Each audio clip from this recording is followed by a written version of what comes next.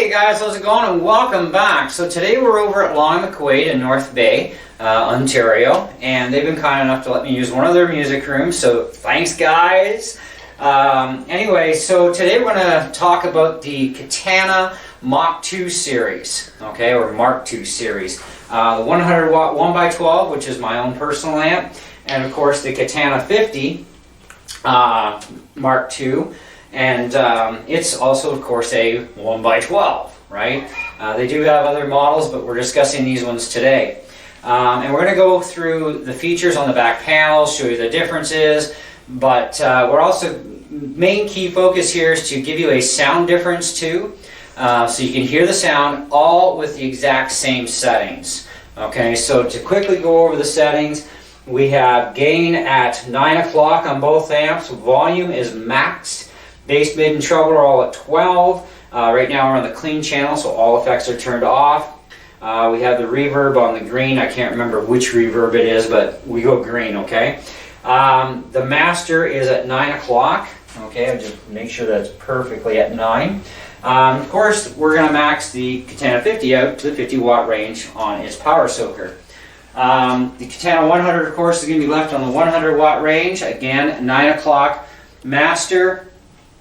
Presence, I don't know what the presence is actually set at from the factory on the 50, but there's no knob. You actually have to do that through software. We're here, I have a dial and it's at 12. Reverb's at 12, of course, green again. All effects are currently off. Bass, mid, treble at 12. Volume max, gain at 9 o'clock. And both amps are using their clean preamps, okay? And to save some time on the video too, we're just going to use the bridge pickup on the Les Paul. And of course, this is my own Les Paul studio, which has been heavily modified with a lot of goldification, as we call it here. And so anyways, I'm going to step out of the way so I don't block the sound from the amp. Anyways, you see right away there are cabinet differences. So that does make some difference. But there's other differences too we're going to discuss in a bit. So let's go through this first. And we're going to go clean channel. We're going to go blues driver pedal, overdrive, and then distortion.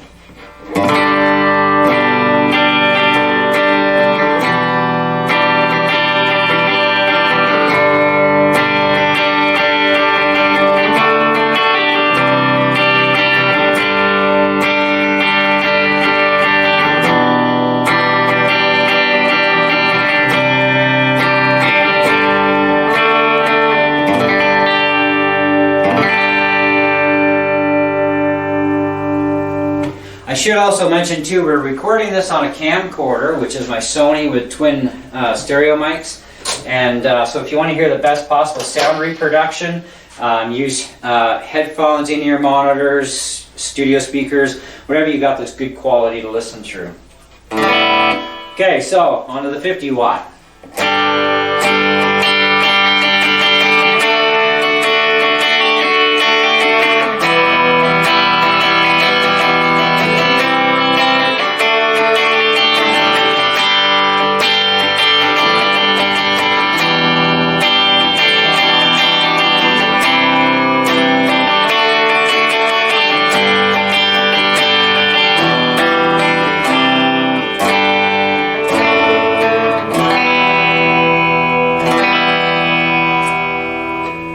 Okay, so we're going to start with the 50 this time, and we're going to hit that blues driver effect. Just make sure that's exactly what it's on. Okay, and we're going to put the effect for the blues, the overdrive, and the distortion just at 12 o'clock. Okay.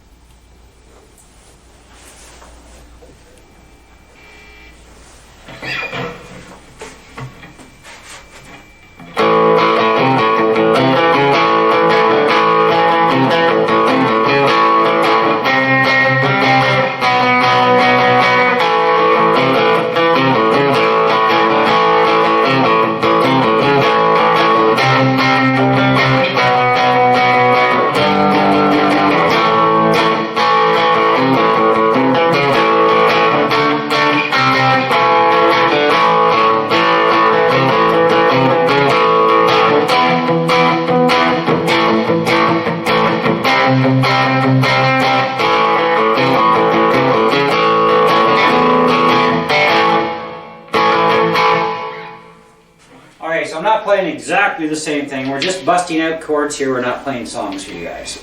Okay? Alright, so let's start with the 100 this time, and we're on the overdrive.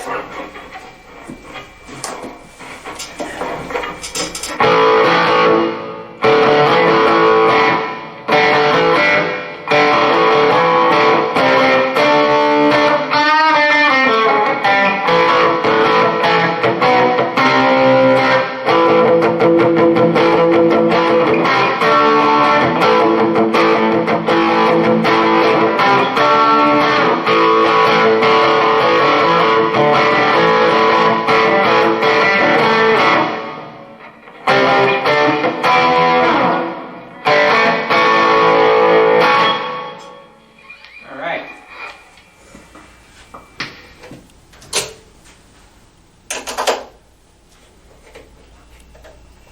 50 water.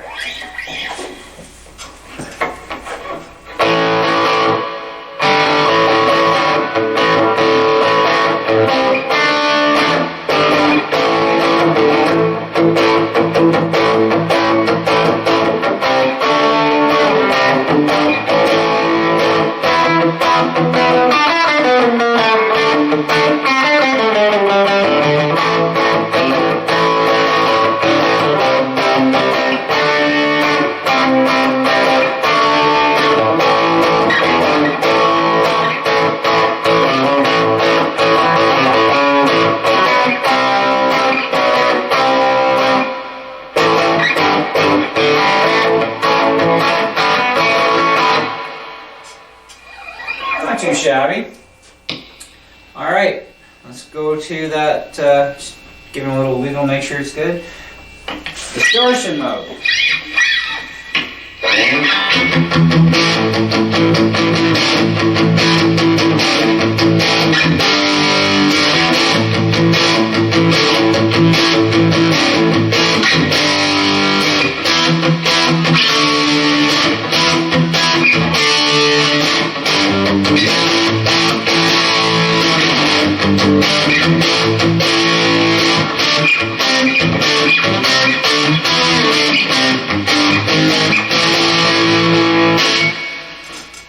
Not too bad.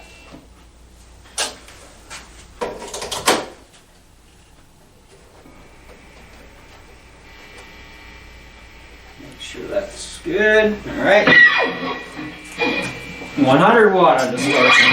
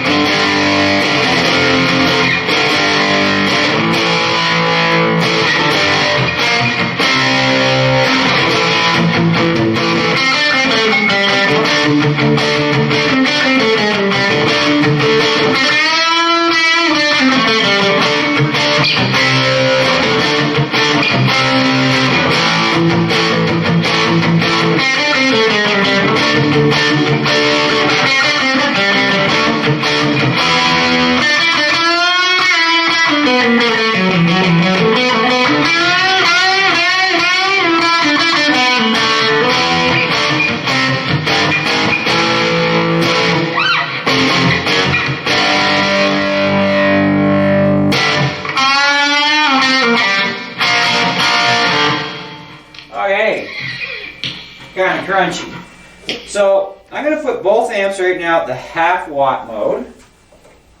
Oh, do that. Do this one first.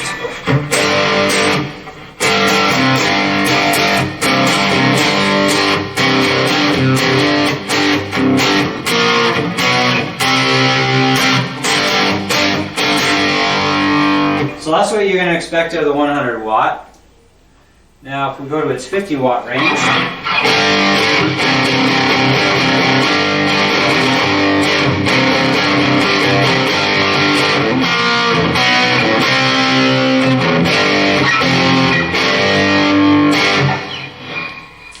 alright, of course we already heard the 100. So the 50 watt has a 25 watt range, which is this.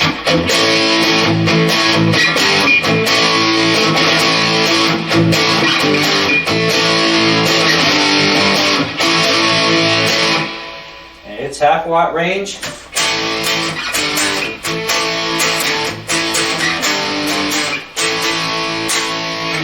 Wow!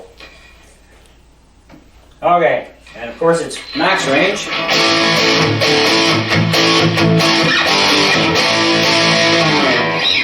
So, just bring that up to about 930 on the dial on the 50.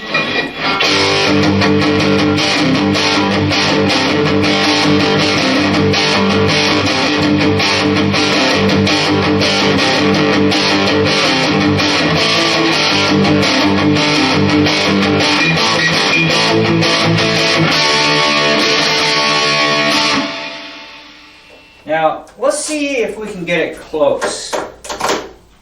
Okay, let's put this one on 50. I'm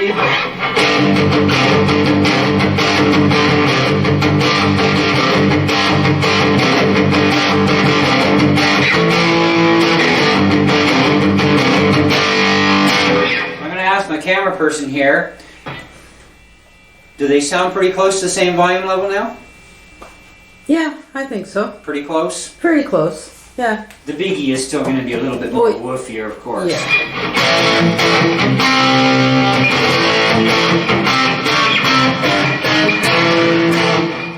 All right, so let me just put my guitar down safely and gently into its case.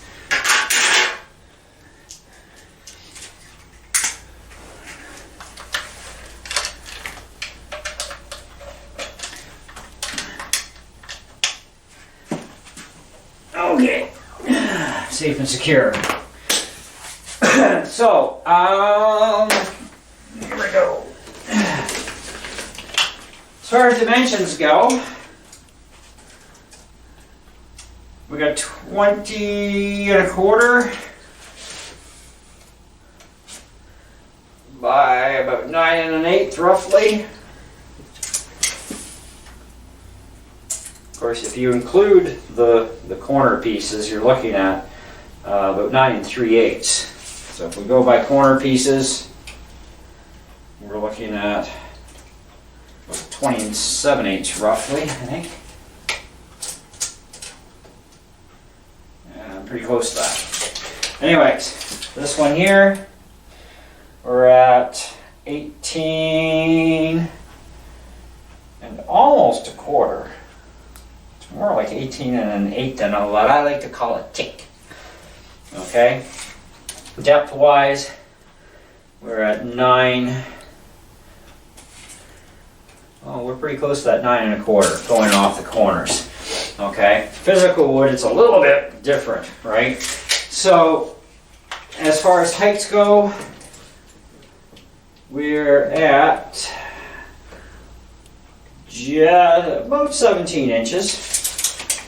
And this one here, we're at about 15 inches. So those are your main dimension differences between the two amps. Now let me just get these unplugged here. I also don't want to mix up power cords with, because I can't, they got a little strap on theirs.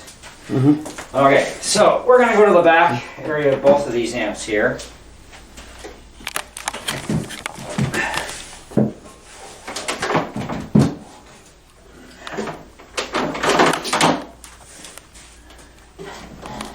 Now we're going to point out some differences between these amps. Now they have made changes on the Mark II series amps for both of them, okay? In the Katana 50, they've added in a power amp in section onto this. And with that, what you do is you plug in your pile of pedals or your pedal board processor, and once you plug it into here, everything gets shut down up top, okay? So you have no access to anything up top except for the power control and your master volume. That's it. Nothing, no other knob switch, nothing does anything. Okay? And I think that's a really great feature that they've put in to the new Mark II series. Because I've even tried my own pedal board at home on my Katana, and I gotta tell you, it's a night and day difference in tonal sound, and I'm loving it. I'm like, wow, this is great. So I can use the onboard stuff as onboard, or I can use my pedal board direct into the back, bypass the entire preamp section, away I go, and I get the actual sound of those effects going through the main amp voicing itself without anything else in the way, okay? And that's kind of really cool. But both amps, of course, have your auxiliary import, so you can play through your MP3s. You've got USB out to your computer for programming purposes, that sort of dealy. You do have foot switch control here and record out. Now you don't have an effects loop on the Mark II 50 watt, okay? So that's going to be a difference. And the speaker is the same size speaker, and it's Mark D Katana, but you'll find that the magnet is definitely different in size, okay? This is a 4 ohm speaker, okay? Whereas the 100 watt is an 8 ohm speaker, and I'm going to touch on some stuff with that as well for you guys. Hopefully I'm not in the way on this amp, but we have the same power amp section in here. We have line out to a PA. We have stereo expansion. Now that's available only on 100 watt model Katana amps, okay? So this way you can join two Katanas together and get that stereo sound. It also works, I found out, through the line out system too. I'm able to actually access it there, so that's kind of cool. We do have the foot switch control for the GAFC. We have, let me just get over to this side of it down below. Channel 1, Channel 2, AB, headphone record out, expression pedal, auxiliary in, of course, the USB, send and return for your effects. So if you want to run through here or through the top of the amp, or you can go right through the power amp in. And of course you see we have a big honking magnet. We have an 8 ohm speaker in this particular model, okay? So there is a big difference between them as far as sound goes. The cabinet size is not a whole lot different, but even with the amount of difference there is, which is not a pile, it is enough to make a huge impact on your tone.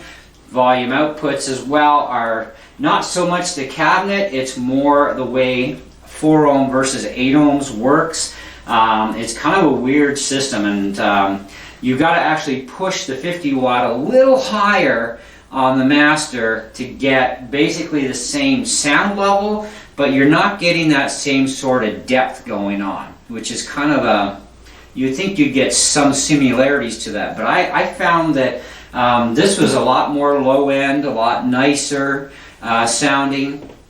Now, the only thing I changed on my amp settings, period, from factory was on the mod, I added an acoustic simulator pedal. That is it. Otherwise, exactly identical, all settings software-wise, and of course we set up the hardware exactly the same. So one little change like adding in, you know, an acoustic simulator does nothing to the sound of the amp as far as any testing we've done here today. Okay, now I'm going to answer some questions ahead of time for you people because I've seen this come up and I want to really set the record straight because there are a lot of people that really don't understand electronics, amplifiers, and so on, and there are those who think they do but they really don't, okay? And no offense to you if you're one of them, I'm sure you'll thumbs down this video, but too bad. I've been in this game for a long time. I've been an electronics person since I was about 8 years old, so I've been around for quite a long time. So one of the biggest questions that gets asked is, what about putting an 8 ohm speaker into the 50 watt? Okay, well what's going to happen is you're going to lose almost 80% of your power output. Okay, wattage and dB of course go well together. They need to in order to have screaming power, or not a whole lot. Okay, so with the 4 ohm speaker, this amp is designed to only handle a 4 ohm speaker. Now you could take two 8 ohm speakers and wire them up properly and reduce them to 4 ohms, and basically you've got a 2x12 or 2x10, and you've knocked the ohmage back by resistance, which is fine. You can do that even with this amp, but you're going to have to figure out how to get your own connections going to that cap. And we're not talking about that today. Now, on the Mark II 100 watt, it has an 8 ohm speaker, okay? The question was asked, what if I drop a 4 ohm in? Well, that's fine. Go right ahead if you want to cook stuff. Bacon and eggs is great in the morning, isn't it? Because that's exactly what's going to happen on either way. You're starving this system here on the 50 watt when you drop an 8 ohm speaker load onto it. So you have to really drive it hard or to get anything out of it. So you're going to overheat the amp, right? And this can damage the amp.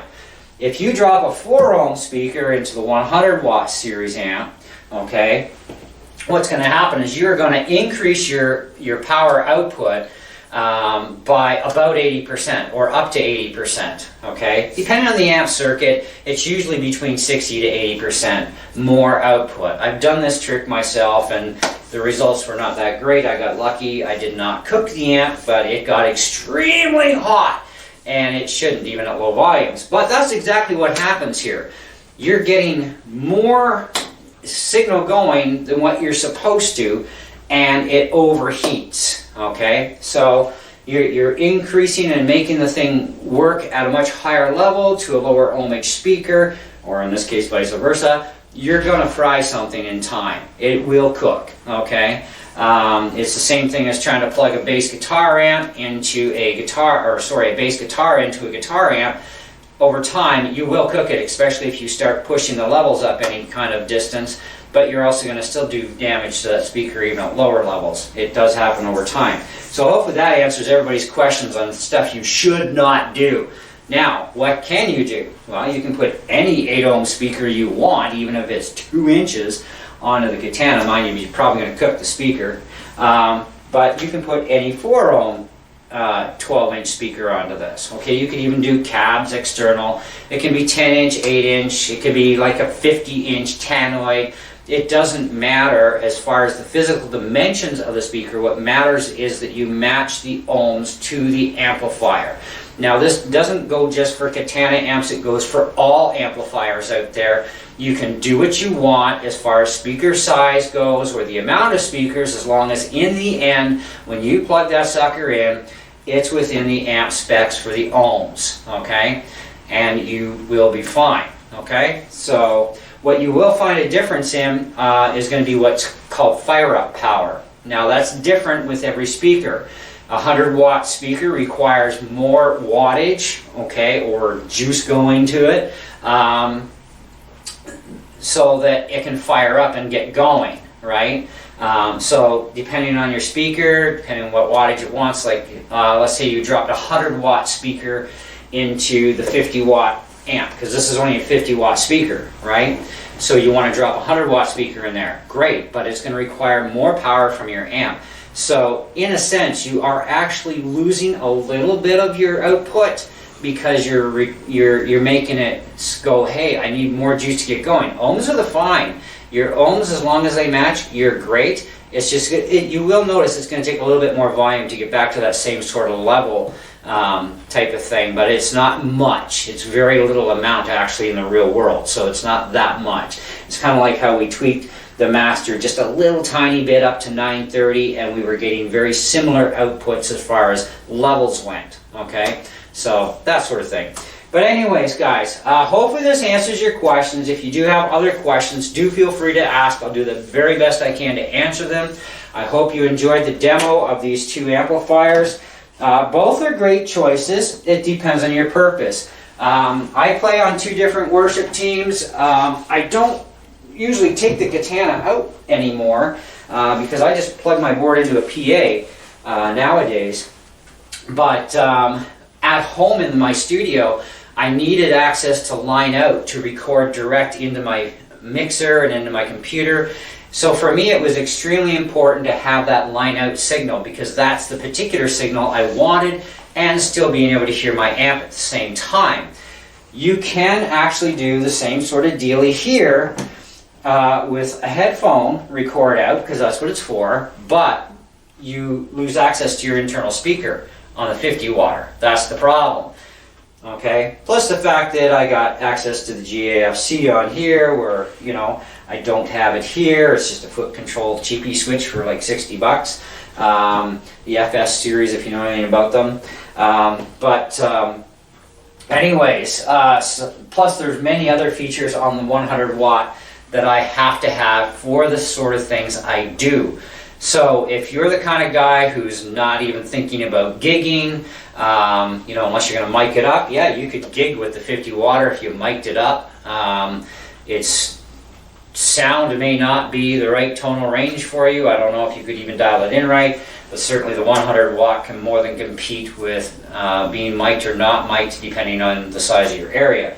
But like I said, I bought the 100 because of my purposes and what I do. I had to have it, so it was worth the extra money, okay? Now this, like I said, this is great. I actually have two of my students that have the Katana Mark 1 50 watt amps, and for them, they are more than sufficient amplifiers. I think they're a little overkill in some aspects, but they are great amps, and it gives the kids access to a ton of built-in effects, so they can do like basically whatever they want, right?